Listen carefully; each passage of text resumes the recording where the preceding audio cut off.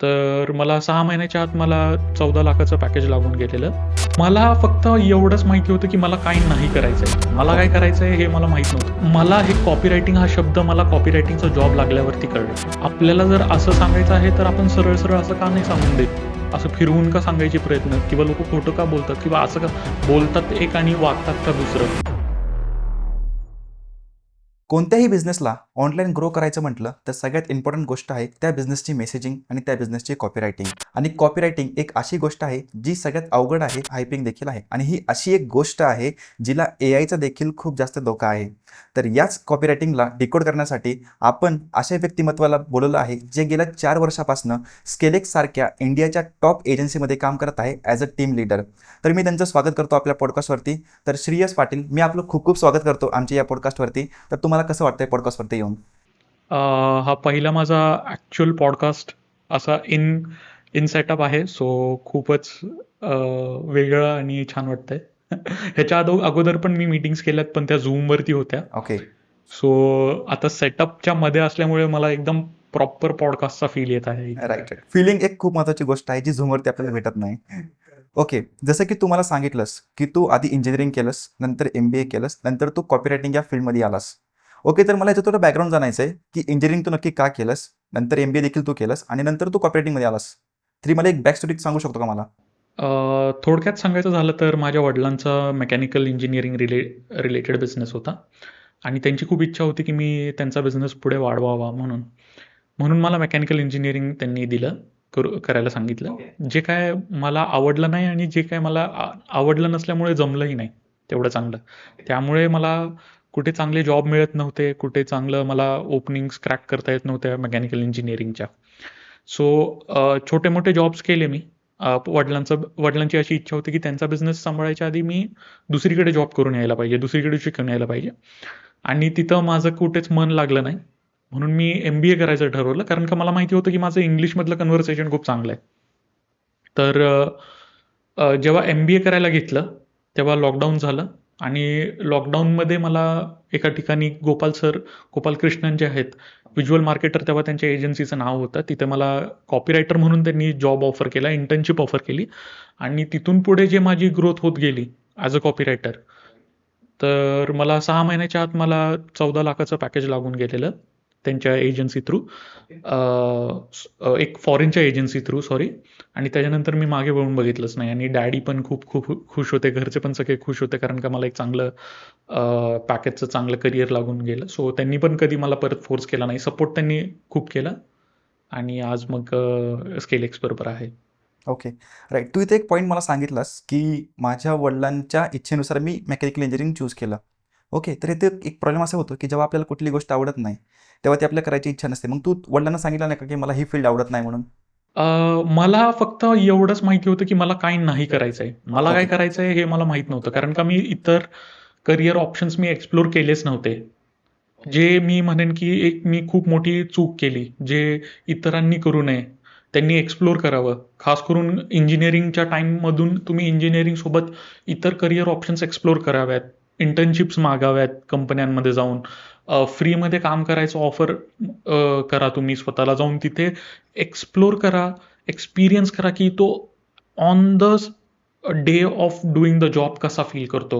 जेव्हा तुम्ही कॉम्प्युटरसमोर आहात, तेव्हा तो जॉब कसा फील करतो किंवा ते काम हाताळणं हे ॲक्चुअलमध्ये कसं फील होतं हे तुम्ही जाऊन एक्सप्लोर करा. जी चूक मी केली ती तुम्ही करू नका. कारण का मला असं वाटतं, की जर मी इंजिनिअरिंगच्या वेळेत ही स्किल एक्सप्लोर केली असती, तर आज मी खूप मोठी एखादी अ, अजून ह्याच्यापेक्षा मोठ्या स्तरावरती काम करू शकलो असतो. पण मी एक्सप्लोर केलं नाही. त्यामुळे तो इतरांनी ती चूक करू नये असं मी म्हणेन.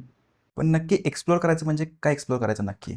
म्हणजे तुम्ही जाऊन इंटर्नशिप्स मागा. तुम्ही जाऊन ते काम कसं असतं त्याच्यासाठी ते काम शिकण्यासाठी तुम्ही त्या कंपनीकडे जाऊन चान्स मागा. ओके.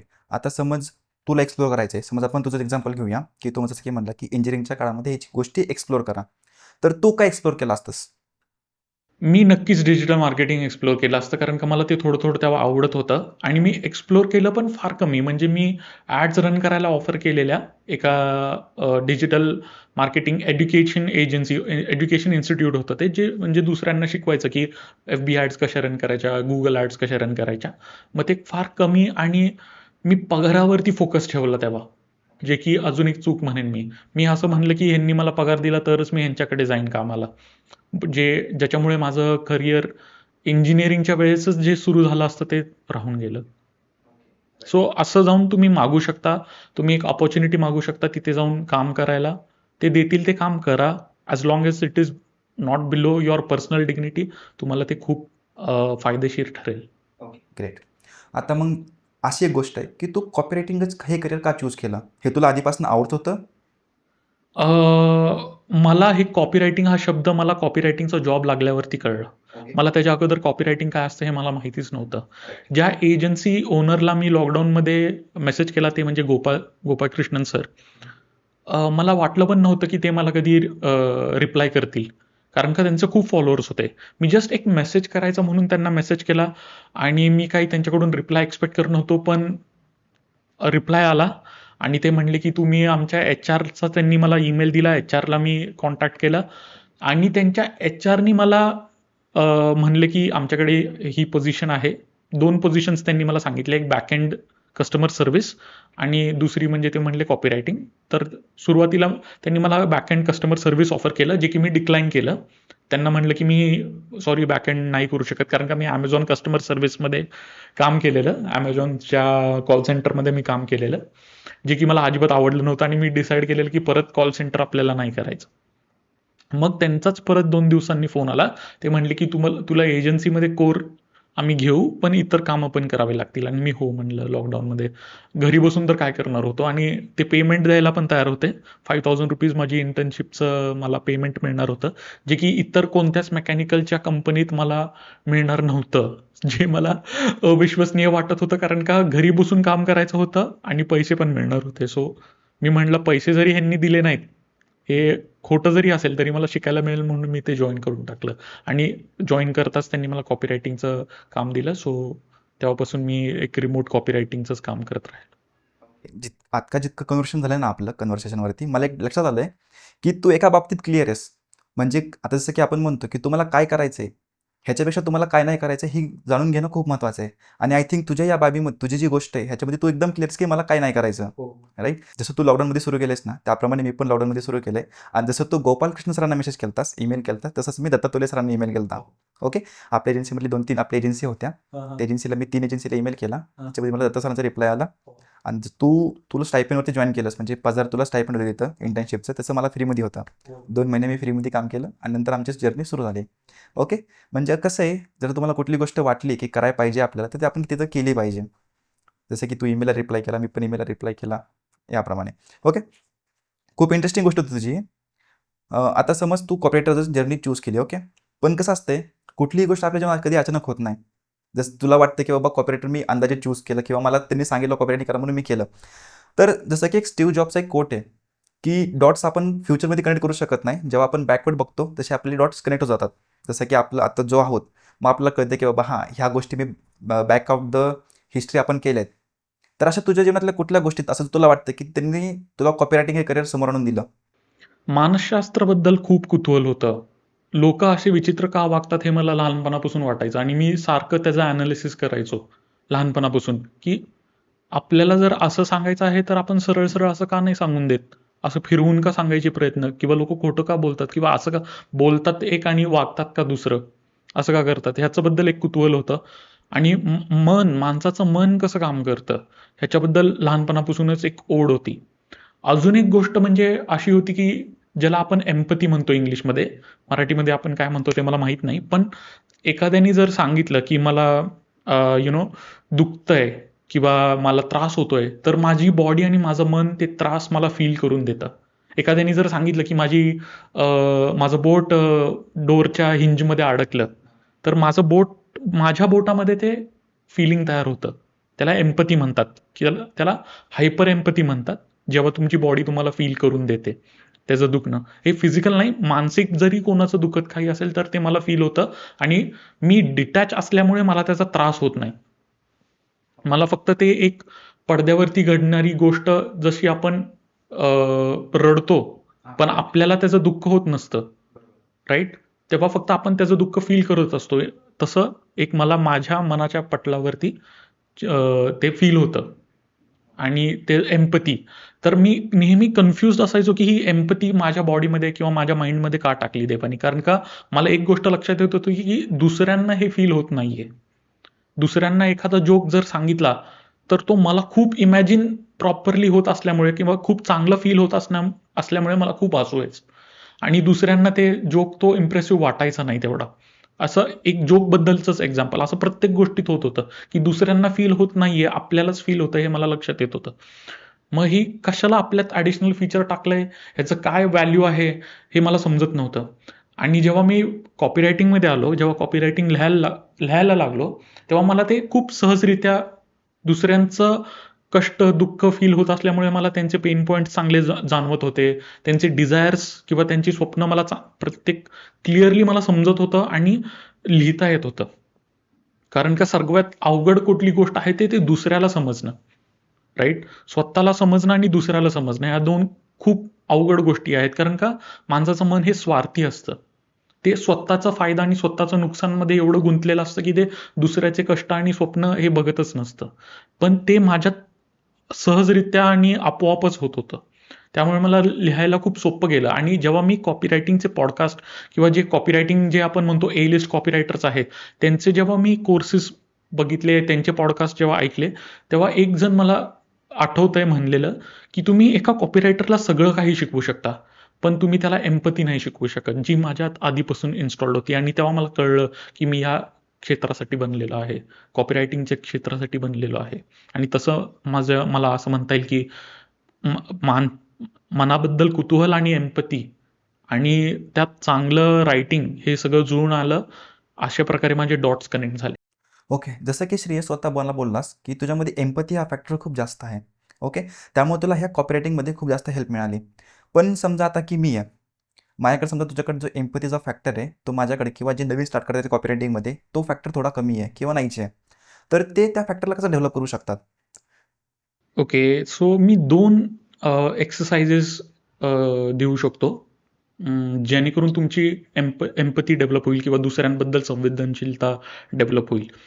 पहिली एक्सरसाइज म्हणजे तुम्ही स्वतःच्या मनाला समजायला सुरुवात करा. तुमच्या मनाने तसं का केलं? ओके. कारण का मन हे युनिव्हर्सली सेम काम करतं. जसं शरीर आपलं युनिव्हर्सली त्याला एक स्ट्रक्चर असतं, तसं मनाला सुद्धा एक स्ट्रक्चर असतं. ओके. म्हणून तुम्ही असं उदाहरणार्थात काही द्यायचं झालं म्हणजे जर आता इकडचा नी सर्जन जो आहे इंडियातला, तो फॉरेनमध्ये जाऊन नी सर्जरी का करू शकतो? कारण का गुडघ्याचा स्ट्रक्चर सेमच आहे. तसं मनाचं पण स्ट्रक्चर सेमच आहे. म्हणून मी इथे बसून यूएसच्या क्लायंट्सचं पण कॉपीरायटिंग करू शकतो. म्हणून कारण का तिकडच्या पण लोकांचं मनाचं बेसिक स्ट्रक्चर सेम आहे. सो तुम्ही जे शोधताय बाहेर, जे एम्पथी लोकांसाठी डेव्हलप करायची ते तुम्ही स्वतःचं मन का तसं वागलं, ह्याबद्दल तुम्ही नेहमी सतर्क राहा. जेणेकरून तुम्हाला क्लूज मिळायला लागतील. तुमचं मनच तुमचं एक प्लेग्राऊंड बनून जाईल एम्पथी ग्रो करायला. जर तुम्हाला समजलं की तुमच्या मनाने असं केलंय, तर बऱ्याच चान्सेस असे असणार की इतरांचं मन पण असंच काम करत असणार. ओके. ही फर्स्ट एक्सरसाइज आहे. तुमचं मनाला विचारायचं की तुमच्या मनाने तसं का रिॲक्ट केलं, हे पहिलं स्वतःला समजून घ्यायचं. मग दुसऱ्यांना समजणं पण सोपं जातं. अजून एक एक्सरसाइज जी मी देईन ती असते बिलॉंगिंगनेसची. आपलं मन आणि शरीर हे इतरांच्या भावना तेव्हाच आपल्यात प्रकट करतं जेव्हा आपण त्यांना स्वतःचं मानत असतो. जेव्हा तुम्ही दुसऱ्यांना स्वतःचं माणूस मानता, तेव्हाच तुम्हाला त्यांचे भावना तुमच्या मनात अतितीव्रतेने प्रकट होतात. फॉर एक्झाम्पल, जर तुम्ही एक पिक्चर बघत असाल आणि पिक्चरमधल्या एखाद्या कॅरेक्टरला तुम्ही खूप रिलेट केलं, तर त्याच्याबद्दल जेव्हा वाईट घडतं तेव्हा तुम्हाला पटकन रडू येतं. तुम्ही आयुष्यात इतके रडवेल नसाल पण एक व्यक्तिमत्व म्हणून.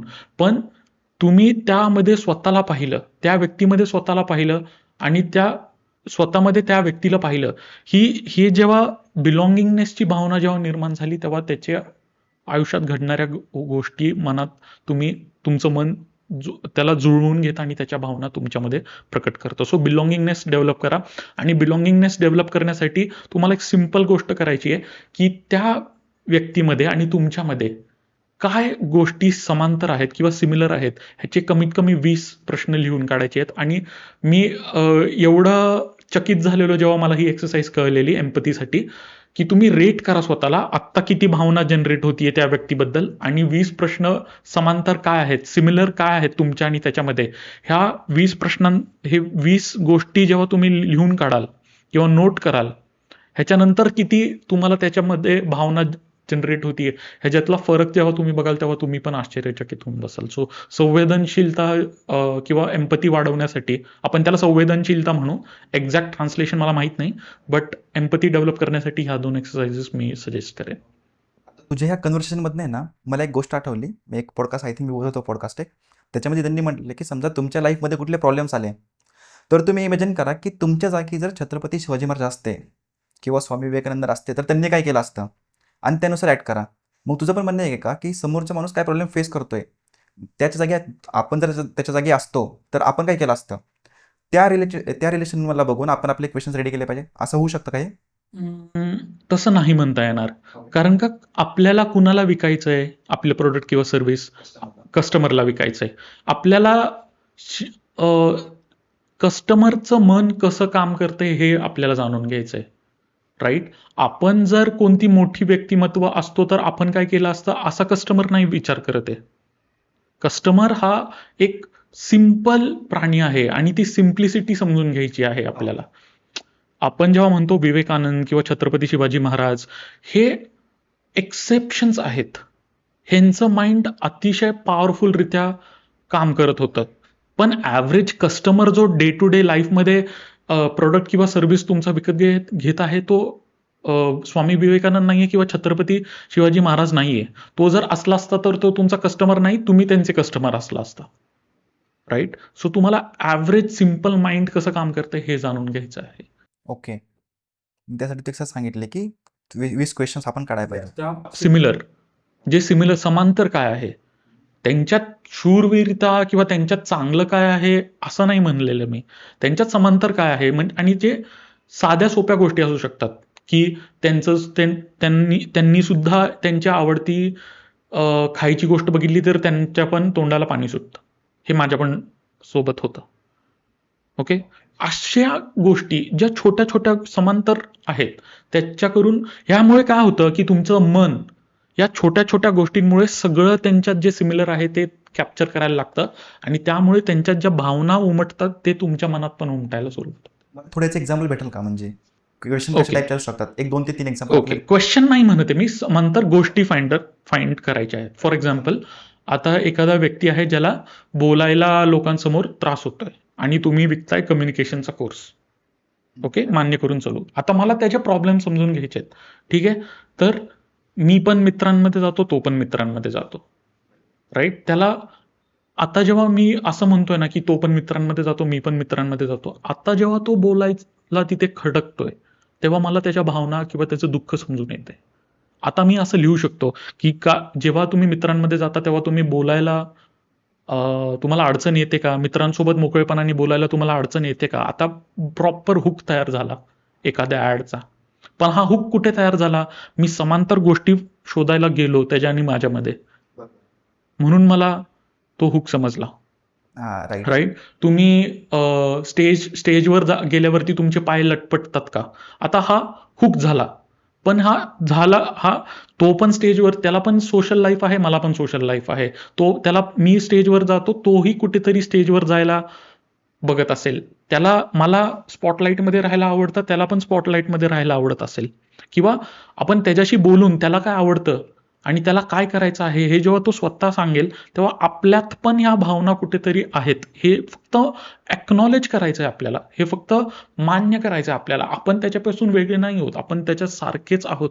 हे जेव्हा आपल्याला कळेल तेव्हा आपल्याला त्याच्यातल्या भावना आणि त्याच्या मनात जे घडतंय ते आपल्या मनात एकदम स्पष्टपणे उमटून येईल. ओके, बरोबर आहे. मला पण असं व्हायचं की समजा मी कुणा सिंगल व्यक्तीसोबत बोलतोय, म्हणजे आधीची गोष्ट आहे ही, तर आपण फ्रीली बोलू शकत होतो. पण जेव्हा तेच मी ग्रुपमध्ये बोलायचो तेव्हा मी काही बोलत नव्हतो, तेव्हा मी खूप शांत होतो. म्हणजे ह्या अशा सिमिलर गोष्टी आपल्याला फाईंड करायच्यात. ओके. तर ठीक आहे. आता आपण आपल्या सिमिलर गोष्टी म्हणजे एम्पॅथी आपण डेव्हलप केली, मनाला कंट्रोल करून, मनाला जाणून घेऊन आणि एम्पॅथीवर 20 क्वेश्चन फाइंड करून. ओके. आपण कॉपी आता कंटिन्यू करूया, की समज आता मी ह्या गोष्टी डेव्हलप केल्या, म्हणजे गेलं की डेव्हलप होणार नाही आहेत, पण त्याला टाईम लागेल. आता डेव्हलप केला तर कॉपी रायटिंग फील्डमध्ये मी माझी जर्नी कशी स्टार्ट करू शकतो as a copy writer? Okay. So आपण असं समजून चालूयात की तुम्ही ॲव्हरेज एम्पॅथ आहात असं, आणि तुम्ही एक ॲव्हरेज लेखक आहात. ओके. आता कॉपी रायटिंगमध्ये जर तुम्हाला खूप नाव बनवायचं आहे, खूप पैसा कमवायचा आहे, तर सगळ्यात मेन ज्या असणाऱ्या गोष्टी आहेत ते तुम्हाला, आपण जसं बोललो की एम्पॅथी डेव्हलप करावी लागणार आहे. दुसऱ्यांबद्दल, दुसऱ्यांचं कष्ट जाणून घ्यायचे, दुसऱ्यांचे स्वप्न जाणून घ्यायची तुमच्यात कुतूहलता हवी, आणि सगळ्यात महत्त्वाचं म्हणजे तुम्हाला वाचनाची आवड हवी. ओके. मी असं सांगतो लोकांना, आणि मी असा रूल पाळतो स्वतः, जर मला एक वाक्य लिहायचंय तर मला 100 वाक्य वाचायची आहेत.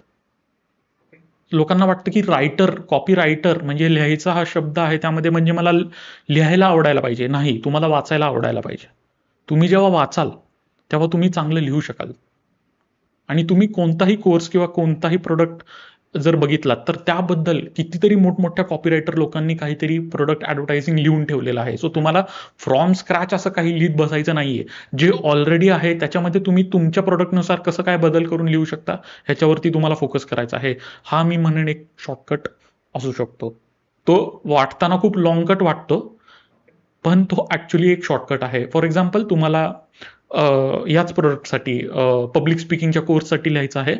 हजारो पब्लिक स्पीकिंगचे कोर्स युडेमी, कोर्सेरा या यूट्यूब वरती आहेत. हजारो बुक्स आहेत पब्लिक स्पीकिंगवरती, ॲमेझॉनवरती. त्याचे तुम्ही रिव्ह्यूज वाचू शकता. त्याचे तुम्ही प्रोडक्ट डिस्क्रिप्शन्स वाचू शकता. त्याचे रेटिंग्स वाचू शकता. या रेटिंग्समध्ये हे सगळं केल्यानंतर तुम्ही जे लिहाल आणि ते रेटिंग्स वाचायच्या अगोदर किंवा ते सगळं कंटेंट वाचायच्या अगोदर जे लिहाल, यामध्ये जमीन आसमानचा फरक असणार आहे. पण त्यासाठी तुम्हाला वाचत बसावं लागणार आहे. आता तुम्हाला personally public speaking as a copy writer म्हणून पब्लिक स्पीकिंग आवडत असणार आहे, तुम्हाला जमत असणार आहे. पण तुमच्या क्लायंटच्या एंड कस्टमरला ते जमत नसणार आहे, म्हणून तुम्हाला ते वाचत बसायचं आहे. आणि त्यासाठी तुम्हाला ते जे बोर्डम जे येणार आहे, की मला मला हे का वाचायचंय, मला हे गरजच नाहीये ना, कारण का मला पब्लिक स्पीकिंगशी प्रॉब्लेम नाहीये. मला पब्लिक स्पीकिंग जमतंय सहजरित्या. मला माईक आणून द्या, स्टेजवर मी माईक घेऊन बोलू शकतो. कुठल्याही टॉपिकवरती तासभर मी बोलू शकतो. पण दुसऱ्यांसाठी त्यांचे प्रॉब्लेम जाणून घेण्यामध्ये जे एफर्ट आहे, ते बोर्डम येणार आहे तिथं. तिथं खूप बोर होणार आहे तुम्हाला. मग तिथं तुम्ही क्युरिओसिटी कशी डेव्हलप करू शकता, हे एक तुम्हाला स्किल लागणार आहे. 100 वाक्य ते वाचायला तुम्हाला कुतूहल आणि एन्थुझियाझम, की उत्साह तो कायम राहायला पाहिजे 100 वाक्य वाचायला. एक वाक्य लिहिण्यासाठी ते तुम्हाला डेव्हलप करायचं आहे, किंवा तुमच्यात ते असायला पाहिजे. ओके. पण इथे अशी गोष्टी येऊ शकत नाही का, की समज मला वाचनाची सवय नाहीये, हम्म, पण मला गोष्टींना ऑब्झर्व करायची सवय आहे, हम्म. तर ऑब्झर्वेशनने सुद्धा आपण कॉपी रायटिंग फील्डमध्ये येऊ शकतो? डेफिनेटली होऊ शकतं. पण कुठे ना कुठेतरी त्या विचारांना एक कॉन्क्रीट फॉर्म येणं गरजेचं आहे, आणि त्यामुळे त्यासाठी वाचणं फार गरजेचं आहे. ओके. ओके. असं असं म्हणलं जातं की जे इतर रायटर्स असतात, कॉपी रायटर सोडून जे इतर रायटर्स असतात, ते गरिबीने मरतात. ते खूप गरीब असतात. रायटर हा तुम्ही जर बघितला की कोणत्या पिक्चरमध्ये, कोणत्या गोष्टींमध्ये हा नेहमी गरीब दाखवला जातो. हां. राईट? राईट, जे राईट. फिक्शनल रायटर्स असतात, जे स्टोरी टेलर रायटर्स असतात, त्यांना फार जे फिक्शन लिहितात किंवा जे स्वतःची गोष्ट लिहितात, ते पैसे खर्च करतात. त्यांना पैसा लावावा लागतो. त्यांच्याकडून पैसे जातात बुक लिहायला, आणि ती बुक सक्सेसफुल होणार की नाही माहीत नाही. हार्डली तुम्ही कितीतरी हातावर मोजण्या इतक्या रायटर्सला ओळखत असाल जे बुक रायटिंगमधून श्रीमंत झाले, करोडपती झाले, लखपती झाले. अदरवाईज ते गरिबीने मरतात, असंच दाखवलं जातं. पण असं म्हणलं जातं की कॉपी रायटिंग हा म्हणजे श्रीमंत पेशा आहे. म्हणजे कॉपी रायटर्स हे, डॉक्टर कसा कधी गरीब असू शकत नाही, तसं कॉपी रायटर एक गरीब असू शकत नाही. कॉपी रायटर हा मरतो बोर्डमनी, असं म्हणलं जातं. एक नॉर्मल रायटर हा गरिबीनी मरतो, पण कॉपी रायटर हा बोर्डमनी मरू शकतो किंवा तो रिसर्चनी मरू शकतो. का? कारण का दुसऱ्यांना काय आवडतंय आणि त्यांना काय खटकतंय आणि त्यांचे काय ड्रीम्स आहेत, त्यांना काय कष्ट पडतात आहेत, हे जाणून घ्यायला खूप बोरिंग असू शकतं. म्हणजे तुम्हाला झोप येते लिटरली. मी का वाचतोय? हे दुसऱ्यांचे कष्ट का वाचतोय असं वाटत असतं मनाला. तर ते बोरिंग काम असतं. तर बोर्डमनी मरण येऊ शकतं किंवा ते 100 वाक्य वाचणं म्हणजे थोडक्यात रिसर्च, राइट? तर त्या रिसर्चनी मरण येतं असं म्हणलं जातं कॉपीरायटरला. ओके. ॲज अ कॉपीरायटर तुम्हाला सांगितलं, की वाचनाची अनंत अशी आवड पाहिजे आपल्याला. तर तुम्हाला सांगू शकतो, की ॲज अ कॉपीरायटर मला कुठली पुस्तकं वाचली पाहिजेत? असं बोट ठेवून सांगण्यासारखं कोणतं पुस्तक नाहीये. पहिली गोष्ट म्हणजे तुमचं अवांतर वाचन चांगलं पाहिजे आणि ज्यासाठी वाचनाची आवड पाहिजे. पण जर तुम्ही स्टार्ट करत करत असाल तर सायंटिफिक ॲडव्हर्टायझिंग हे क्लॉडहॅम हॉपकिन्सनी लिहिलेलं पुस्तक आहे. सायंटिफिक ॲडव्हर्टायझिंग हे तुम्ही वाचलं पाहिजे. टेस्टेड ॲडव्हर्टायझिंग मेथड्स आणि ब्रेक थ्रू ॲडव्हर्टायझिंग हे 3 पुस्तकं मी रेकमेंड करेन. त्याचसोबत जर तुम्ही डिजिटल मार्केटिंगमध्ये असाल तर रसल ब्रन्सनची सिक्रेट्स ट्रायोलॉजी म्हणजे expert secrets, .com secrets, traffic secrets आणि जिम एडवर्ड्सचं कॉपीरायटिंग सिक्रेट्स हे पुस्तक तुम्ही वाचू शकता. ओके. आणि ह्याच्यामध्येच मी अजून ॲड करेल, की समजा आपल्याला ह्याच्याबद्दल मनाबद्दल वाचायची पुस्तकं, सबकॉन्शियस माइंडबद्दल वगैरे, तर त्यामध्ये कुठली पुस्तकं येतील? त्यासाठी तर मी तर स्पेसिफिकली पर्सनली कोणतं पुस्तक नाही वाचलं. बट मी स्वतःच्या मनाबद्दल आणि इतर लोकांच्या मनाबद्दल जास्त कुतूहल ठेवत होतो. आणि ते तुम्ही एक डेली प्रॅक्टिस सकाळी उठल्यापासून झोपेपर्यंत ठेवली तरी काय हरकत नाही.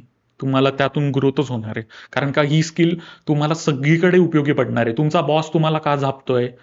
तुमचा बॉस तुम्हाला असं का म्हणाला? तुमचा कोवर्कर तुम्हाला असं का म्हणाला? हे जर तुम्हाला कळायला लागलं, तर तुमची ग्रोथ कुठेही होणार आहे. त्यासाठी काय तुम्हाला फक्त कॉपीरायटर बनायची गरज नाहीये. उद्याला जाऊन तुम्ही धंदा कोणता चालू केला, व्यवसाय चालू केला, तर तुम्हाला त्याची मदतच होणार आहे. आता आपण कॉपीरायटिंग जर्नी आपली सुरू केलेली आहे.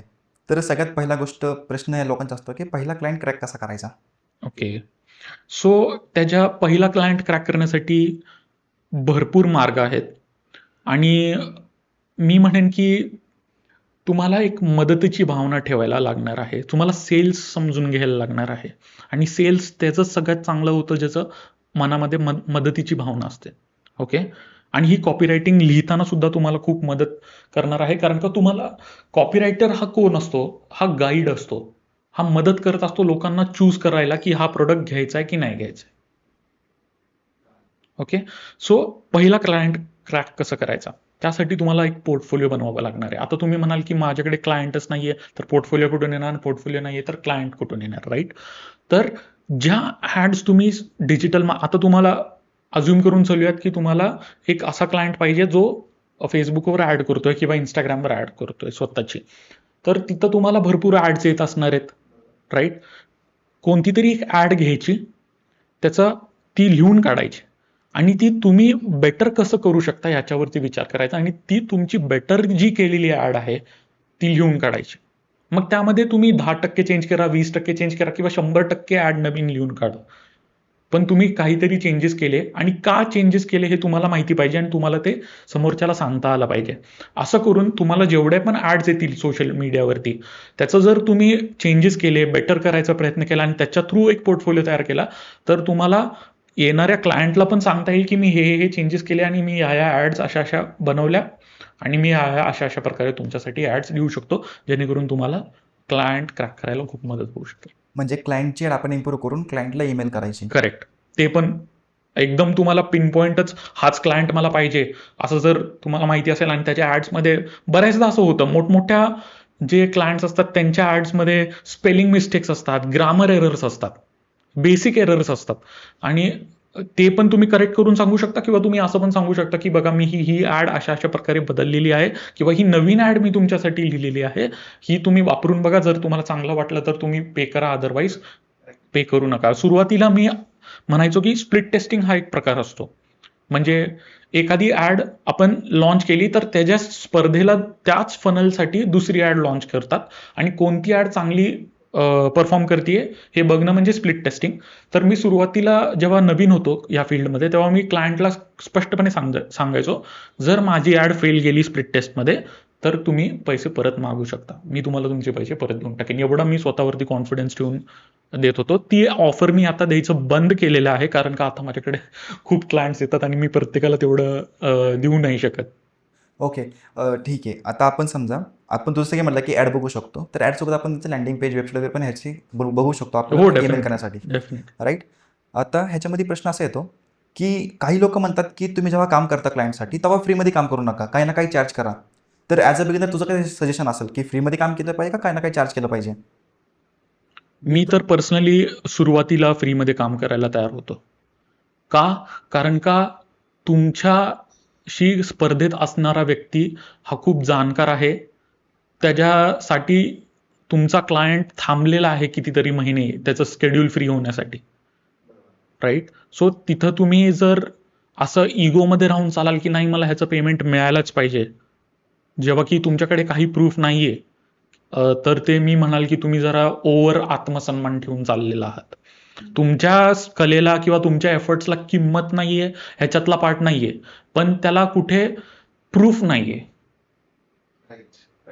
तुम्हाला तुमच्या लिहिण्याला किंवा तुमच्या जेव्हा सर्व्हिसला, आता तू पण फेसबुक ॲड्स रन करतो, लँडिंग पेजेस बनवतो. तुझ्यासारखा पण कोणी असेल, तर त्याला तुझ्या स्किलला प्रूफ नाहीये. सो प्रूफ एकदा का आला, मी लोकांना सांगू शकत होतो की मी गोपालकृष्णनच्या एजन्सीमध्ये काम केलंय. जी की कोचेस अँड कन्सल्टंट्ससाठी त्यावेळीची खूप मोठी एजन्सी होती आणि त्या एजन्सीमध्ये येण्यासाठी लोक 3-3, 4-4 महिने थांबत होती.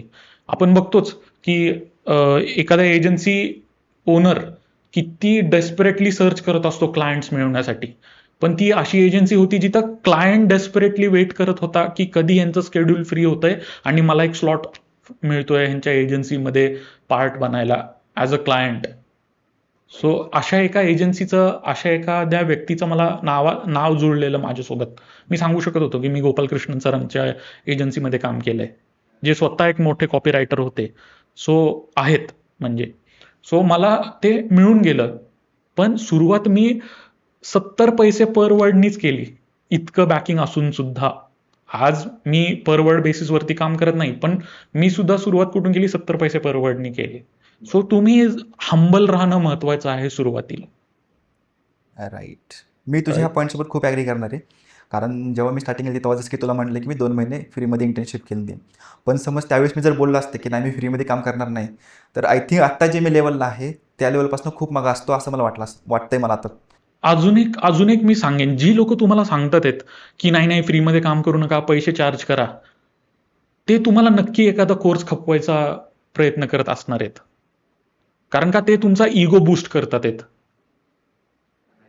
आणि ते तुम्हाला हे सांगायचा प्रयत्न करतात आहेत की आम्ही जे तुम्हाला विकतोय त्यासाठी तुम्ही आम्हाला पैसे द्यायला पाहिजेत आणि तुम्ही जे दुसऱ्यांना विकत आहात त्याच्यासाठी तुम्ही पैसे चार्ज करायला पाहिजेत.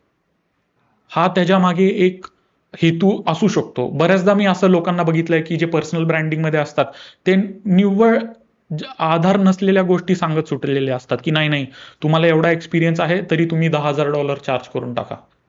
अरे बाबा, $10,000 चार्ज करायला, जर क्लायंट $10,000 द्यायला तयार आहे, तर तो US मधलाच एखादा native speaker, native copywriter hire करेल ना, तो मला कशाला 10,000 देईल? जेव्हा की माझी लँग्वेज इंग्लिश ॲज अ माझी सेकंड लँग्वेज आहे. मी जर त्या पर्सनल ब्रँडिंग वाल्याचं ऐकत बसलो, तर मला तो $1,000 देणारा क्लायंट पण निघून जाईल माझ्या हातातून. बरोबर. राईट. आता इथं क्लायंटचा एक प्रश्न असा येतो, आता जसं की तू आता लेटेस्ट बघू शकतो तू ट्रेंडिंगमध्ये की AI खूप ट्रेंडिंगमध्ये, ChatGPT आणि AI खूप ट्रेंडिंगमध्ये आहे. जेव्हा मी समजा मी क्लायंटला अप्रोच केला की मी कॉपरेटिंग तुम्हाला करून देईल म्हणून.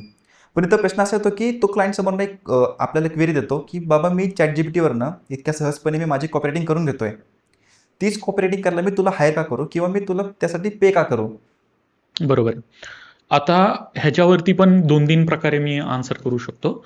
पहिलं म्हणजे जसं तुम्ही प्रॉम्प्ट करणार ChatGPTला तसा तुम्हाला रिस्पॉन्स मिळणार. पण तुम्हाला ह्या गोष्टीची गॅरंटी आहे का की तुम्ही केलेला प्रॉम्प्ट हा सगळ्यात भारी प्रॉम्प्ट आहे? राईट? जर प्रॉम्प्ट बदलला तर त्याचा आन्सर पण, रिस्पॉन्स पण बदलणार आहे ChatGPTचा. सो जस्ट बिकॉज तुमच्याकडे ChatGPTचा पेड व्हर्जन आहे ह्याचा अर्थ असा होत नाही की तुम्हाला सगळ्यात बेस्ट कॉपी मिळाली. ॲव्हरेज आणि अबव्ह ॲव्हरेज कॉपी तुम्हाला नक्कीच मिळू शकते. पण जो चांगला कॉपीरायटर आहे तो एक चांगला प्रॉम्प्टर सुद्धा आहे. कारण का त्याला माहिती असतं की टेक्निकॅलिटीज दिलेल्या रिस्पॉन्समध्ये तो एक एक चांगला एम्पॅथ ओळखू शकतो की ह्या वाक्यात हे भावना प्रकट करायचा प्रयत्न केलेला आहे चॅट जीपीटीने, किंवा ह्या इमोशन्सला ट्रिगर केलेलं आहे. पण ते चांगला रिस्पॉन्स येण्यासाठी चांगला प्रॉम्प्ट देणं गरजेचं आहे. राईट. सो प्रॉम्प्ट तुमचं स्किल चांगली आहे हे पहिली गोष्ट तुम्ही सांगू शकता. दुसरी गोष्ट म्हणजे गार्बेज इन गार्बेज आउट, कचरा आत कचरा बाहेर, ही रूल जसं गुगलच्या सर्चला अप्लाय होते तसं चॅट जीपीटीच्या सर्चला सुद्धा किंवा चॅट जीपीटीच्या सिस्टीमला सुद्धा अप्लाय होते. जर तुम्ही गुगलवरती चुकीचं कीवर्ड टाकून सर्च केलं आणि जे सर्च रिझल्ट आले ते साधे सर्च रिझल्ट येणार आहेत तुम्हाला. राईट. तसंच चॅट जीपीटीमध्ये पण जर तुम्ही प्रॉपर टाईप नाही केलं तर एक चांगला रिस्पॉन्स नाही येणार आहे. सो तिथे पण तुम्हाला कॉपीरायटरची गरज भासणार आहे. अजून एक गोष्ट तुम्ही सांगू शकता की तुम्ही किती व्हेरिएशन देऊ शकता प्रॉम्प्टचा. एका पॉईंट नंतर तुम्हाला जे रिस्पॉन्स मिळणार आहेत ते रिपिटेटिव्ह होत जाणार आहेत आणि रिपिटेटिव्ह पण होत असणार आहेत. राईट. तोच रिस्पॉन्स परत परत मिळत असणार आहे तुम्हाला थोड्याफार व्हेरिएशनने. मग तुम्हाला व्हेरिएशन क्रिएट करायचं असेल तर तुम्ही कसं करणार, ते पण माझ्याकडे स्किल आहे. असं सगळं सांगून तुम्ही एक गिग मिळवू शकता किंवा तिथे जॉब मिळवू शकता. आणि असं अजून तरी झालेलं नाहीये की कॉपीरायटरची अजिबातच गरज नाहीये. मी काय म्हणेन, एक पोकलँडरचं उदाहरण घेऊयात, जेसीबीचं उदाहरण घेऊयात. जी आधी लोक फावडा घेऊन खड्डा खोदत होती, जेसीबी आल्यानंतर 10 लोक जिथं लागत होती तिथे एकच माणूस लागतोय आता आपल्याला. तसं ह्या केसमध्ये असं झालंय की जिथं 2-3 दिवस लागत होती एखादी ऍड कॉपी लिहायला, तिथं आता फक्त 2-3 तास लागतात. पण कॉपीरायटर हा ऑपरेट करायला, जसा पोकलँडर ऑपरेट करायला, जेसीबी ऑपरेट करायला एक माणूस लागतोय, तो एक व्यक्ती तुम्हाला बनायचा आहे. हातात फावडा घेऊन असणारी लोक ज्यांनी जेसीबी शिकले नाहीत, ती 9 लोक बाहेर पडली. म्हणजे एक ह्युमन टच असणं खूप गरजेचं आहे. जरी तुम्ही चॅट जीपीटीवरनं बनवलं, फक्त ह्युमन टच म्हणणार नाही मी, स्किल्ड ह्युमनचा टच असायला पाहिजे. राईट. हो, हे परफेक्ट वाक्य राहील. मग आता समजा तू जसं की बोलला, पण अशी मार्केटमध्ये भरपूर लोक आहेत जी भीती घालतात ते मनामध्ये की चॅट जीपीटी एआय तुमचा जॉब खाऊन टाकल, येणाऱ्या 2-3 वर्षामध्ये किंवा 5-6 वर्षामध्ये जॉब तुमचा खाऊन टाकल. मग हे किती खरं आणि किती खोटं आहे? पहिली गोष्ट म्हणजे मी प्रेडिक्शन नाही देऊ शकत या गोष्टीचं. का, मी तुम्हाला सांगतो. कारण का, काय बोललं जात होतं जेव्हा आर्टिफिशियल इंटेलिजन्स आलं नव्हतं तेव्हा काय बोललं जात होतं की बाबा ह्या आर्टिफिशियल इंटेलिजन्सचा त्रास किंवा भीती कुणाला नाहीये, धोका कुणाला नाहीये. रायटर्सला धोका नाहीये, पेंटर्सला धोका नाहीये, क्रिएटिव्ह गोष्टी करणाऱ्यांना या एआय आर्टिफिशियल इंटेलिजन्सचा धोका नाहीये.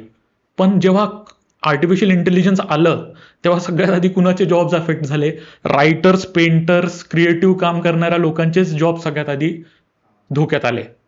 त्यामुळे आत्ता मी जे प्रेडिक्ट करेन तसंच पुढे होईल याची काय गॅरंटी नाही. कारण का 10 वर्ष अगोदर लोक काय प्रेडिक्ट करत होती की रायटर्सला धोका नाहीये, आणि आता सगळ्यात जास्त धोका कशाला आहे? रायटर्सला सगळ्यात जास्त धोका आहे. सो एआय कसं कामात येईल आणि कसं मदत करेल किंवा कसं तुम्हाला तुमचं दुश्मन किंवा दोस्त बनेल, हे आत्ता प्रेडिक्ट करण्यासाठी मार्केट खूपच वोलटाईल आहे. ओके. मग समजा आता आपण लेटेस्ट डिस्कस करूया आताच्या ट्रेंडमध्ये किंवा 1 वर्षाच्या आसपासमध्ये. जर मला एआयच्या रेसमध्ये टिकून राहायचं आहे, तर मला कुठले स्किल आत्मसात केले पाहिजेत? तुम्हाला प्रॉम्प्टिंग जमायला पाहिजे. तुम्हाला प्रॉम्प्ट कशी देतात हे समजायला पाहिजे, आणि त्याच्यावरती फ्री कोर्सेस अवेलेबल आहेत. डीप लर्निंग म्हणा किंवा यूट्यूबवरती फ्री कोर्सेस अवेलेबल आहेत. तुम्हाला जर प्रॉम्प्ट करायचं जर तुम्ही शिकलात आणि त्याचे तुमचं व्हेरिएशननी कसं चांगलं रिस्पॉन्स आणू शकता हे जर तुम्हाला समजायला लागलं, ऑब्व्हियसली तुम्हाला कॉपीरायटिंगचे बेसिक्स माहितीच पाहिजेत. त्यासाठी संवेदनशीलता, एम्पथी वगैरे तुमच्यात डेव्हलप व्हायलाच पाहिजे. पण ते जर तुम्हाला समजलं तर तुम्ही एआय सोबत काम करू शकता. हां. जसे की एक खूप मोठा कोट आहे की AI will not replace you, but the person using AI will replace you. तर सिरियस आपल्या डिस्कशनमधनं आपण असं बोलू शकतो की जे कॉपीरायटर असे आहेत ज्यांनी एआयला पूर्णपणे निग्लेक्ट केलेलं आहे, ते लवकरच गेममधनं बाहेर होतील. पण जे असे कॉपीरायटर आहेत जे आपल्या कॉपीरायटिंगसोबत एआयचा देखील सहारा घेत आहेत, ते पुढे जाऊन करिअरमध्ये ग्रो करू शकतात. तर मला एक प्रश्न इथं असा येतो की आता जे मोठ्या मोठ्या कंपन्या आहेत, जसं की आपण बघितलं की इंडियातले जे टॉप कंपन्या आहेत, जसं की तू एक स्केलेक्समध्ये काम करतोस, जी इंडियातली टॉप कंपनी, तर ते असे विचार करतात का की ते समजा कुठल्या कॉपरेटरला हायर करायचं आहे, तर ते हायर करताना विचार करतात की ह्याला कॉपरेटिंग किती येते आणि हा एआयचा यूज करतो आहे का? आता मी म्हणेन की I am the best person to answer this question because मी स्केलेक्समध्ये हायरिंग पण मीच बघतो. तर मी बघताना प्रॉम्प्टिंग नाही बघत त्याचं. मी बघताना ह्युमिलिटी बघतो. मी बघताना एम्पथी बघतो. मी बघताना त्यांना जी टेस्ट दिलेली असते, त्या टेस्टच्या आन्सर्समध्ये ते किती पटकन चेंजेस करू शकतात. ते किती फ्लेक्सिबल आहेत. ते किती नम्र आहेत. कारण का कॉपीरायटिंग मी त्यांना शिकवू शकतो. मला शिकवायला प्रॉब्लेम नाहीये. पण त्यांचा ॲटिट्यूड आहे का तसा शिकण्यासारखा? सो तुम्ही कॉपीरायटर नक्कीच बनवू शकता. एम्पॅथी जरी तुम्ही नाही पूर्णपणे एम्पॅथ नाही बनवू शकला समोरच्याला, तर तुम्ही कॉपीरायटर तर बनवू शकता. सो तेवढा मला माझ्यावर कॉन्फिडन्स आहे. पण मी बघताना काय बघतो? ह्युमिलिटी बघतो. मी बघताना म्हणजे थोडीफार एम्पॅथी बघतो आणि लोकांना त्याला ॲडजस्ट करू शकतो का तो? म्हणजे बऱ्याचदा मी असा प्रश्न विचारतो, "तू जे लिहिलंयस, जो ज्याला मी हायर करतोय, त्या इंटरव्ह्यू कॅन्डिडेटला मी विचारतो, की "तू जे लिहिलंयस त्यामध्ये तू काय बदल करशील?" आणि जर मला असं उत्तर आलं, की "मी काहीच बदल नाही करणार. मी एक शब्द पण बदल नाही करणार." तो चांगला कॅन्डिडेट नाहीये. कारण का होतं काय? तो फ्लेक्सिबल नाहीये समजून घेण्यासाठी, की मी जर का विचारतोय, तर त्याच्यामागे काय कारण आहे, की हा मला माझं वाक्य लिहिलेलं बदलायला सांगतोय, हेच त्याच्या डोक्यात चमकत नाहीये. उद्याला जाऊन एक असा क्लायंट असणार आहे, ज्याला तू चांगलं लिहिलेलं आवडत नसणार आहे. मग तू त्यावेळेला काय करणार आहे? राइट? सो अशा अशा वेळेला मी म्हणेन, की प्रॉम्प्टिंग येणं जेवढं महत्त्वाचं नाहीये, जेवढं तुमच्यामध्ये थॉट क्लॅरिटी पाहिजे. कारण का जो चांगला कॉपीरायटर आहे, तोच चांगला प्रॉम्प्ट लिहिणारा पण आहे. सो आणि ते प्रॉम्प्ट चांगले लिहिण्यासाठी तुमच्यात थॉट क्लॅरिटी पाहिजे. ओके. आता म्हणजे असं आपण म्हणू शकतो, की एआयने लिहिलंय, ChatGPTने लिहिलंय आपल्याला फरक पडत नाही. पण तू कसं लिहिलं ह्याच्यावरती खूप फरक पडतो आणि तुझं त्यावरती विचार काय आहेत, तू त्याला किती प्रमाणे समजतो ह्याचा फरक पडतो, राईट? राइट. असं असं होतंय अजून सुद्धा, की विदाऊट ChatGPT किंवा Claude सारख्या एआयच्या टूल्स विदाऊट मदत घेता, त्यांची मदत न घेता पण लोकं खूप चांगले लिहितात आहेत. राइट? बट ते का तसं होतंय? कारण का ते एकतर खूप जास्त एम्पॅथ आहेत. खूप वर्ष त्यांनी त्या फील्डमध्ये काम केलेलं आहे. म्हणून पण तसं होतंय. पण आता सपोज परत एकदा पब्लिक स्पीकिंगचंच उदाहरण घेऊयात. मी पहिल्यांदा पब्लिक स्पीकिंगसाठी लिहितोय. असं जर फील्ड आहे जिथं मी आधी लिहिलेलं नाहीये, तर तिथं मी ChatGPT सारख्या टूल्सचा पटकन रिसर्चसाठी वापर करून स्वतः लिहून खूप चांगली ॲड्स लिहू शकतो. म्हणजे ते एक रिसर्च टूल पण आहे. Not just a writing tool, but it's also okay. जसं की तू इंटरव्ह्यूचं मला म्हटलं, की तू कॅन्डिडेटला याप्रमाणे हायर करतो. पण इथे एक असा प्रश्न येतो, की भरपूर लोकं आहेत जे ChatGPT कंप्लीट वापरून तुला क्वेशन्स ॲन्सर तुला सबमिट करणार. काही जण पूर्ण ऑर्गॅनिकली स्वतःचे विचार करून ॲन्सर सबमिट करणार आणि काही जण ChatGPT प्लस स्वतःचे विचार करून ॲन्सर सबमिट करणार. तर त्याच्यामध्ये डिफरन्शिएट कसं करतो, की कोणता पर्सननी राईट लिहिलेला आहे किंवा ChatGPTचा वापर केलाय की नाही केलाय? तर ह्याच्यामध्ये आम्हाला ओळखणं खूप सोपं असतं, की एखाद्या व्यक्तीने ChatGPT वापरलंय का ऑर्गॅनिकली लिहिलंय का मिक्स केलंय दोन्ही. हे आम्हाला ओळखणं खूप सोपं असतं कारण का आम्ही दिवसभर ChatGPT वरतीच बसलेलो असतो. राइट? प्रश्न हा नाही की त्यांनी ChatGPTचा पूर्ण वापर केलाय का अर्धा वापर केलाय का किती लिमिटेड वापर केलाय. प्रश्न हा आहे, की त्याला ऑन द स्पॉट जेव्हा आम्ही बदल करायला सांगतो, तेव्हा त्याचं माइंड अडकतं का? कारण का ChatGPTमध्ये सुद्धा ट्रेन ऑफ थॉट प्रॉम्प्टिंग हा प्रकार आहेच. म्हणजे तुम्ही एक प्रॉम्प्ट दिली, त्यामध्ये तुम्हाला एक रिस्पॉन्स आलं, ते तुम्हाला आवडलं नाही. तुम्ही त्याला अजून काहीतरी सांगितलं पुढचं, अजून कॉन्टेक्स्ट दिला. तो अजून थोडंसं इम्प्रूव्ह करून रिस्पॉन्स द्यायला लागतो. असं करत चेन ऑफ थॉट प्रॉम्प्टिंगनी एक असा रिस्पॉन्स येतो जो खूप चांगला असतो. सो क्वेश्चन हा नाहीये की त्यांनी Gemini वापरलंय का Claude वापरलंय का ChatGPT वापरलंय. क्वेश्चन हा आहे की तो पहिली गोष्ट म्हणजे एक्सेप्ट करू शकतो का तिथं चेंज करायची गरज आहे आणि चेंज करायची गरज असेल तर तो कसा चेंज करतो, हे आम्ही ऑन द स्पॉट चेक करत असतो. 30 सेकंद, 60 सेकंदाचा टाईम देऊन. जेणेकरून खूप अवघड होऊन जाते इंटरव्ह्यूची ही टेस्ट. म्हणजे तुम्ही बेसिकली तो इन फ्रंट म्हणजे त्याची थॉट प्रोसेस किती क्विक आहे. क्विक आहे. क्लॅरिटी पाहिजे त्याच्या थॉटमध्ये. Right, right. ओके. जसं की तू आता मला म्हटला, की तुझ्याकडे खूप सारे ॲप्लिकेशन येतात तुमच्याकडे कॉपीरायटरसाठी. पण समजा आता ॲप्लिकेशन असं म्हणले ॲप्लिकेशन असं नाही की तुला 1-2 ॲप्लिकेशन भेटतील. असे आपल्याला बल्कमध्ये ॲप्लिकेशन येतात. 100, 150, 1000 असे ॲप्लिकेशन आहेत आपल्याला. तर ॲज अ ॲप्लायर म्हणजे समजा मी ॲप्लाय केलंय, तर मी या 1000 मधनं किंवा या 100 मधनं मी स्टँड आउट कसं होऊ शकतो ह्याच्यामध्ये? ओके. आता ह्याच्यासाठी परत तुम्हाला ChatGPTची मदत घेणं गरजेचं आहे. एक सोपा ट्रिक मी सांगतो, जी प्रूव्हन आहे. तुम्हाला जायचंय आणि ते जॉब डिस्क्रिप्शन बघायचंय. ज्या जॉबसाठी तुम्ही अप्लाय करताय त्याचं जॉब डिस्क्रिप्शन तर तुम्हाला मिळणार आहे, राइट? ज्या पण कोणत्या पण प्लॅटफॉर्मवरती जिथं तुम्हाला जॉब ओपनिंग दिसत असेल, नोकरी असू शकतं, LinkedIn असू शकतं, कुठलं पण प्लॅटफॉर्म असू शकतं. तो जॉब डिस्क्रिप्शनला तुम्ही ChatGPT मध्ये घ्यायचं, राइट? आणि तुमचे स्किल्स ChatGPTला सांगायचे आणि ChatGPTला सांगायचं, की मला एक ATS अप्रूव्ड रिझ्युमे लिहून दे. तो तुम्हाला ATS अप्रूव्ड रिझ्युमे लिहून देणार. ATS म्हणजे ऑटोमेटेड ट्रॅकिंग सिस्टीम. जेव्हा हजारोनी ॲप्लिकेशन्स जात असतात, तेव्हा कंपन्या ATSचा वापर करतात. ते कीवर्ड्स चेक करतात. जर त्यांना एखादा स्पेसिफिक कीवर्ड रिझ्युमेमध्ये सापडला नाही, तर ते तुमच्याकडे स्किल असून सुद्धा फक्त कीवर्ड मेन्शन नसल्यामुळे तो रिझ्युमे शॉर्टलिस्ट होत नाही. सो त्यासाठी तुम्हाला ATS करणं फार गरजेचं आहे. अजून एक जी ट्रिक मी सांगेन, मला एका खूप मोठ्या HRनी सांगितलेली, प्रत्येक जॉबसाठी तुम्हाला नवीन रिझ्युमे बनवायचा आहे. वन साइज फिट्स ऑल किंवा प्रत्येक जॉबसाठी मी हाच एक रिझ्युमे फॉरवर्ड करतो, असं जर तुम्ही म्हणत बसलात, तर तुम्ही रिजेक्शन ओढवून घेत आहात स्वतःच्या अंगावरती. प्रत्येक जॉब डिस्क्रिप्शन वेगळं असतं. प्रत्येक जॉब डिस्क्रिप्शनला एक नवीन रिझ्युमे बनवणं आणि पाठवणं कव्हर लेटर सोबत हे गरजेचं आहे. ओके, ही मला नवीन गोष्ट कळायला मिळाली. कारण जेव्हा मी अप्लाय करायचो आहे, जेव्हा मी कॉलेजमध्ये होतो, तेव्हा आमचा एकच रिझ्युमे सगळ्या कंपनीमध्ये फिरत होता. ही नवीन गोष्ट मला कळायला मिळाली. ओके.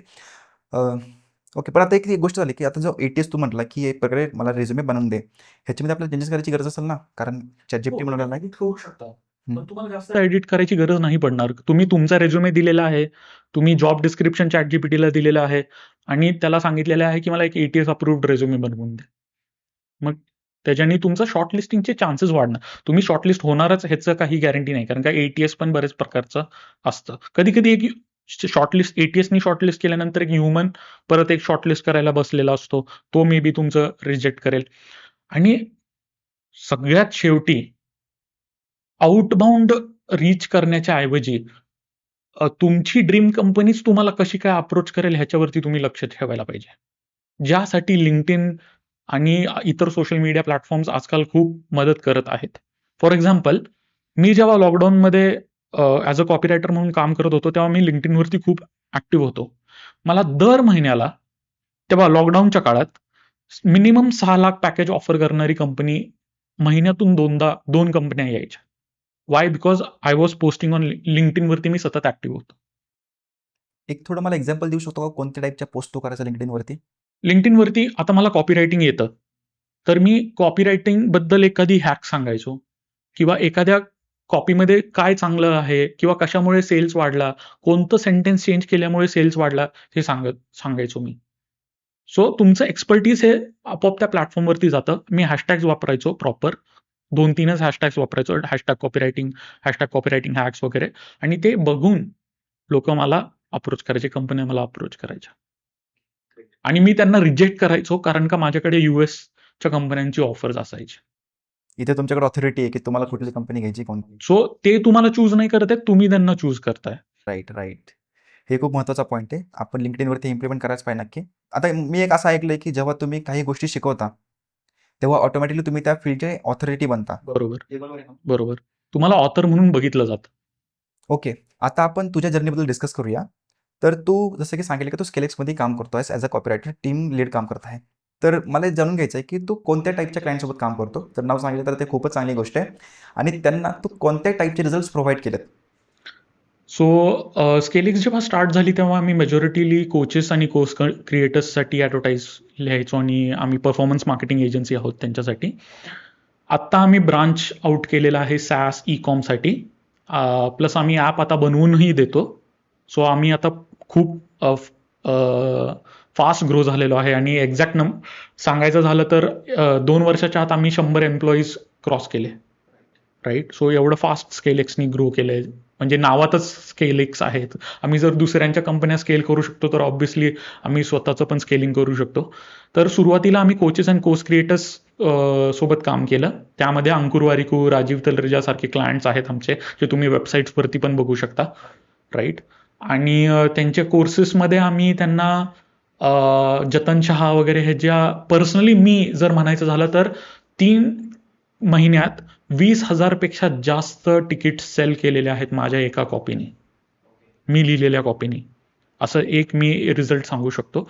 असं बरेच घडत असतं, बरेच कॉपीरायटर्स आहेत आणि ते सगळेच चांगले रिझल्ट्स देत असतात काही ना काही ह्याला. बट एक सांगण्यासारखं हे मी एक अचीव केलेलंच मी सांगू शकतो. आता तू ह्या ट्रेनरसोबत काम करतोय समज, तर तुला काय वाटतं की ह्यांच्या माइंडसेटमध्ये काय डिफरन्स असतो? जे बाकीचे ट्रेनर्स असतात जे ग्रो करू शकत नाही आणि जे हे ट्रेनर्स ग्रो झाले त्यांच्या माइंडसेटमध्ये काय डिफरन्स असतो हे मला तू सांगू शकतो का? खूप मोठा डिफरन्स असतो. पहिली गोष्ट म्हणजे जे ट्रेनर्स अँड कोचेस असतात, ते सुरुवातीच्या वेळेत आपलं नॉलेज म्हणजे मुक्तपणाने देत नाहीत. त्यांना जे ₹99 सेमिनार असतात, ₹499 सेमिनार असतात, ₹299 किंवा ₹9 जे master class, webinars, 2 day, 3 day workshops असतात. त्यामध्ये जे कोचेस व्हॅल्यू देत नाहीत, त्यांचं पुढं स्केलिंग होत नाही. ते फेल जातं. ओके. कारण का त्यांना ते स्केअरसिटी माइंडसेटमधून येत असतात. त्यांच्याकडे स्वतःकडे जास्त व्हॅल्यू किंवा देण्यासारखं काही नॉलेज नसतं. उगाचच लॉन्च करायचं म्हणून केलेलं असतं. सो व्हॅल्यू देणं हे गरजेचं आहे. मुक्तपणाने तुम्ही व्हॅल्यू द्या, नक्की अपसेल होणार. नक्की तुमचे नेक्स्ट जे वरचे जे महागडे कोर्सेस आहेत ते कस्टमर्स बाय करायला येणार आणि तसं झालं की तुमच्याकडे परत ॲडव्हर्टायझिंगसाठी भरपूर पैसे साठणार आणि तुम्ही स्केल करू शकणार तुमच्या ओके. ह्याला. म्हणजे त्यांच्याकडे एक अबंडन्स माइंडसेट आहे. येस, अबंडन्स माइंडसेट ज्यांच्याकडे असतो, जे मुक्तपणाने व्हॅल्यू प्रोव्हाइड करतात त्यांच्या वर्कशॉप्समध्ये. आणि ती अजून एक गोष्ट मी सांगू इच्छितो, की खूप सिरियस होऊन जाऊ नका. थोडंसं एंटरटेनमेंट पण करता आलं पाहिजे, तुम्हाला सेल्स पण करता आलं पाहिजे. क्लायंट्सला तुम्हाला म्हणजे जे तुमच्या वेबिनारमध्ये आलेत, त्यांना 3 गोष्टी माझ्या आत्ता लक्षात येतात आहेत. व्हॅल्यू दिली पाहिजे, एंटरटेन केलं पाहिजे, त्यांना बोर पण नाही करून चालत. बोर करू नका त्यांना. एंटरटेन करा, त्यांना व्हॅल्यू प्रोव्हाइड करा आणि त्यांच्या म्हणजे तुम्हाला सेल्स थ्रू त्यांची मदत करायला तयार आहात ही भावना त्यांना द्यायला तुम्हाला देता आली जसं की पाहिजे. तू स्टार्टिंगला मला सांगितलं की तुम्ही त्यांना सेल करू नका, तुम्ही त्यांना हेल्प करण्याच्या भावनेने जावा. Yes, yes. राईट. आता एक प्रश्न असा येतो आता एक इथं, की भरपूर सारे कोर्स क्रिएटर त्यांना एक स्कॅम वर्ड लागतो, स्कॅम गुरु म्हणून. मग तुझं असं कधी एन्काउंटर झालंय का याच्यासोबत? म्हणजे स्कॅम आपण कसं ओळखायचं किंवा स्केलेक्स अशा खूप मोठमोठ्या कोर्स क्रिएटर्स आणि कोर्स सेलर्स सोबत काम करतं ज्यांना खूप हिट मिळतं. पण तुम्ही जर लक्षात घेतलं तर ते हिट अशा लोकांकडून मिळत राहतं ज्यांनी कधी त्यांचा कोर्स विकतही घेतलेला नाही. ओके. तुम्ही त्यांचा कोर्स, मी म्हणत नाही तुम्ही त्यांचा 10,000चा अपसेल विकत घ्या, पण तुम्ही त्यांचा ₹99चा कोर्स तरी विकत घेऊन बघितला आहे का? मग तुम्ही कसं काय कमेंट्समध्ये हेट देत आहात?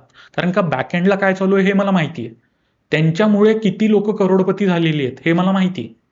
ज्यांनी ज्यांनी ते ₹99चा कोर्स विकत घेतला, अपसेल विकत घेतला, त्यावरती अंमलबजावणी केली, काम केलं आणि स्वतःचा कोर्स लॉन्च केला, मे बी स्वतःचा बिझनेस लॉन्च केला किंवा त्यांना करोडोचा फायदा झालेला आहे त्या 10,000च्या कोर्समुळे. ते हिट नाही देत आहेत. ते पॉझिटिव्ह कमेंट्स करतात आहेत. पण अशी लोकच जास्त आहेत, की ज्यांनी कोर्स कधी विकतही घेतलेला नाही आणि उगाचच कमेंट्समध्ये हेट देत बसलेले आहेत. आणि जर खरंच तुम्ही स्कॅम आहात तर मार्केटमध्ये तुम्ही जास्त वेळ टिकूही शकत नाही. ओके. पण मी असं काय वेळेस असं पण बघितलं की ज्यांनी कोर्स बाय केले तरी पण ते स्कॅम बोलत आहेत कोर्स बाय करून. जसं की ड्रॉप शिपिंग. ड्रॉप शिपिंगचं आता हे आहे. सो त्यांना हे बघा, पहिली गोष्ट म्हणजे जर तुम्हाला आवडला नाही तर तुम्ही मनी बॅक गॅरंटीसाठी जाऊ शकता, जो की बरेच कोर्सेस देत असतात. जर ते देत नाहीयेत तर मग लीगल वेनीच गेलेलं बरं. बट असे स्कॅमर्स जर तुम्ही बघितले तर जर 100 कोचेस असतील तर स्कॅमर्स हे मी म्हणेन माझ्या ह्याच्याप्रमाणे, मी काय असं रिसर्च केलेला नाहीये, हे 10% कमी आहे. नाहीतर त्यांना स्केल करणं खूप अवघड जातं आणि ते बंदच पडतं. म्हणजे ते शॉर्ट टाईमसाठी चालणारा हे आहे. ओके. आता तर ट्रेनर्सची गोष्ट तर चाललीच आहे. तर तुझा असा फेवरेट ट्रेनर किंवा कोच कोण आहे ज्याच्याकडून तू इन्स्पायर होतो आणि त्याचे मला 3 की पॉईंट्स सांग. माझा फेवरेट मी म्हणेन गोपाल सर. कारण का ते खूप मेहनत घेतात, ते व्हॅल्यू देतात. राईट. व्हॅल्यू फॉर मनी आहेत ते. त्यांचे असे उगाचच अपसेलवरती अपसेल नाही आहेत. त्यांचा एकच मेन अपसेल आहे ज्यावरती त्यांनी खूप हे केलं, इम्प्रूव्ह केलं. सो व्हॅल्यू फॉर मनी आहेत ते, खूप व्हॅल्यू देतात. जेन्युन आहेत. त्यांनी जेन्युनली लाखो रुपये खर्च केलेले आहेत स्वतः आधी शिकण्यासाठी, स्वतःच्या फनलमध्ये अप्लाय केलं, स्वतः सक्सेसफुल झाले, मग दुसऱ्यांना शिकवतात आहेत. हे 2-3 गोष्टी त्यांच्याबद्दल मी चांगलं म्हणेन. आणि सगळ्यात महत्त्वाचं म्हणजे त्यांनी मला चान्स दिला या फील्डमध्ये येण्यासाठी. जेव्हा माझ्याकडे काही जास्त प्रूफ नव्हतं, तेव्हा त्यांनी मला एक पेड इंटर्नशिप ऑफर केली, जे त्यावेळेस मला खूप बूस्ट मिळाला माझ्या करिअरला. आणि त्यांचं नाव माझ्यासोबत असल्यामुळे इंडियन मार्केटमध्ये मला खूप मोठा बूस्ट मिळाला. सो ते माझे फेवरेट आहे. ओके. आणि कॉपीरायटिंगमध्ये? कॉपीरायटिंगमध्ये मी म्हणेन जिम एडवर्ड्स ज्यांनी कॉपीरायटिंग सिक्रेट्स लिहिली, त्यांनी पर्सनली माझ्या कॉपीज क्रिटिक केलेल्या आहेत. ओके. क्लॉड हॉपकिन्स ज्यांनी सायंटिफिक ॲडव्हर्टायझिंग लिहिलं, त्यांचं एक मी म्हणेन. असे बरेच आहेत, बट ही 2 नावं इंटरनॅशनल स्पेसमध्ये खूप चांगले कॉपीरायटर आणि ऑब्व्हियसली गोपाल सर यांचे खूप मोठे कॉपीरायटर आहेत. राईट. ग्रेट. ओके. आता तू मला म्हटलं की तू इंटरनॅशनल ट्रेनरसोबत पण काम केलं आणि इंडियन ट्रेनरसोबत पण काम केलं आहे. ह्या दोघांमध्ये तुला सगळ्यात जास्त डिफरन्स काय वाटला? सो पहिला ॲज अ कॉपीरायटर त्यांना कॉपीरायटर हायर करण्याचं महत्त्व माहिती असतं. हे सगळ्यात पहिलं डिफरन्स म्हणेन. इंटरनॅशनल क्लायंटला. हो, इंटरनॅशनल क्लायंट्सला कॉपीरायटिंग करायचं, कॉपीरायटरचं महत्त्व, त्याला हायर करायचं महत्त्व आणि ते एवढे पैसे चार्ज का करतात आहेत ह्याचं महत्त्व त्यांना माहिती असतं. त्यांना माहिती असतं की वेबसाईटवरती किंवा लँडिंग पेजवरती किंवा ॲडमध्ये जे लिहिलं जाणार आहे, जे बोलणं जाणार आहे, त्याच्यावरूनच क्लायंट त्यांना मिळणार आहेत. जस्ट बिकॉज त्यांना इंग्लिश येतं ह्याचा अर्थ त्यांना सेल्स येत नाही, हे त्यांना चांगलं माहिती असतं. त्यांचे लिमिटेशन्स त्यांना माहिती असतात. सो ते एक खूप मोठा फरक आहे. ओके. माझा असं एक क्वेश्चन असेल आता, ॲज अ कॉपीरायटर तुझ्या जीवनामध्ये काय फरक पडला?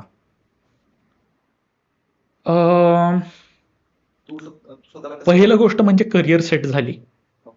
करिअर सेट झाल्यामुळे बाकीच्या गोष्टी पण चांगल्या झाल्या. जसं की माझा कॉन्फिडन्स वाढला. मला नेहमी असं वाटायचं की मी इन्फिरियरिटी कॉम्प्लेक्स होता, कारण का मला जॉब मिळत नव्हता. मला कुठे चांगला पगाराचं ओपनिंग्स मला क्रॅक करता येत नव्हत्या, जॉब ओपनिंग्स. सो मला थोडंसं इन्फिरियरिटी कॉम्प्लेक्स आलेलं तेव्हा. आणि माझे सगळे म्हणजे जे म्हणतात इन्सिक्युरिटीज गळून पडाल्या कॉपीरायटिंगमुळे. आणि मला कळलं की सेल्स किती महत्त्वाचा आहे. आणि मी कोचेस, ट्रेनर्स, त्यांचा जो बिझनेस आहे त्यांच्यामध्ये एक मौल्यवान पार्ट आहे त्यांचा बिझनेस ग्रो करण्यामुळे. ह्याचं मला एक सॅटिस्फॅक्शन मिळालं असं म्हणेन मी.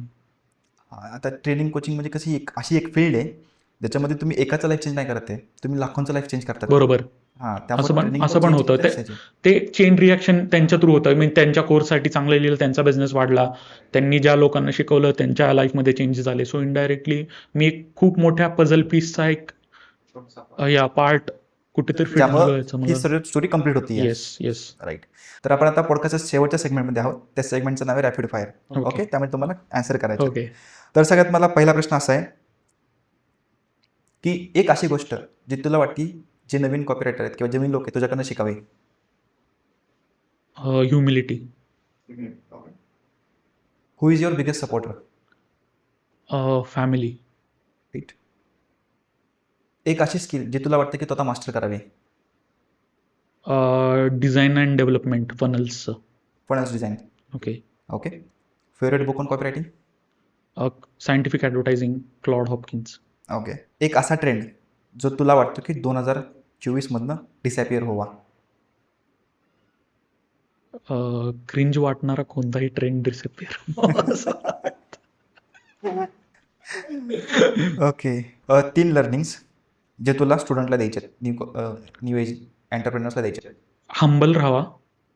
तुमच्यापेक्षा चांगला लिहिणारा कॉपीरायटर झोपेत जो तुमच्यापेक्षा चांगलं कॉपी लिहिल असा बसलेला आहे, जो डोळे बंद करून अशी कॉपी लिहिल जे तुमच्यापेक्षा 10 पट जास्त सेल्स आणून देईल, तुम्ही कितीही चांगले लिहिले तरी. सो हंबल राहावा, शिकायचा प्रयत्न करा.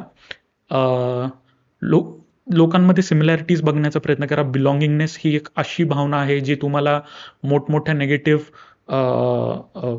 गोष्टींपासून वाचवू शकतं, जसं ॲडिक्शन म्हणा किंवा डिप्रेशन म्हणा. बिलॉंगिंगनेस ही अशी भावना आहे जी ना फक्त तुम्हाला त्यांच्या भावना समजून घेण्यामध्ये मदत करेल, पण तुमच्या भावनासुद्धा सांभाळून ठेवेल, म्हणजे तुम्ही आहारी जाणार नाही कशाच्या.